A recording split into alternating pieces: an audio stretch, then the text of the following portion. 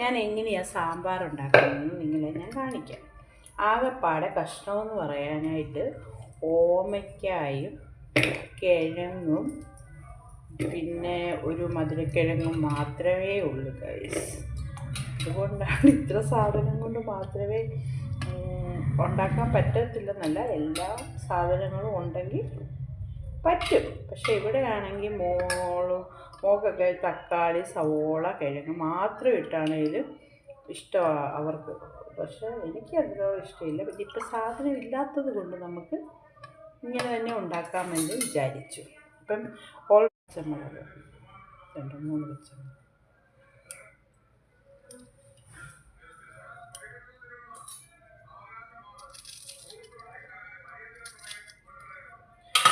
പിന്നെ പരിപ്പ് വേണ്ട.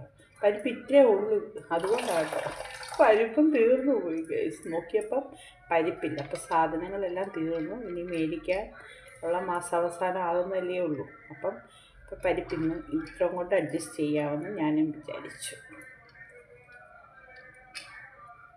ഇത്രയേ ഉള്ളൂ പരിപ്പ്.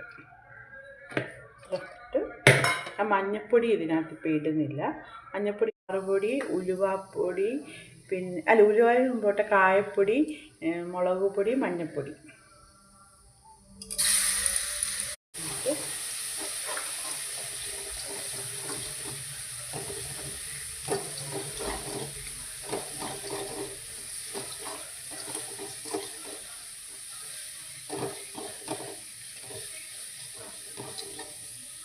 കഷ്ണങ്ങളെല്ലാം കൂടി ഇതിനകത്ത്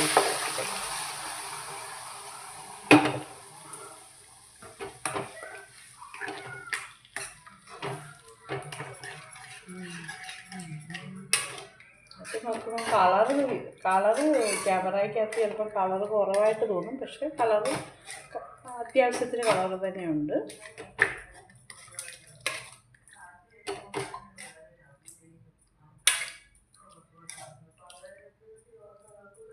മണത്തിന് ഒരു ഇതിനും കൂടെ കായപ്പൊടി എത്ര ഇട്ടാലും നല്ലതാണ്. ഗ്യാസിനൊക്കെ നല്ല കായപ്പൊടി.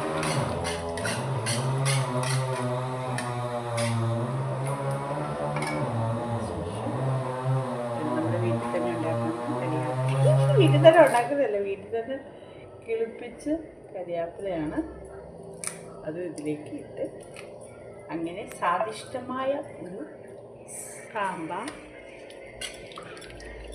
ഞാനുണ്ടാക്കുന്നത് സാമ്പാർ ഇങ്ങനെയാട്ടോ ഗൈസ്.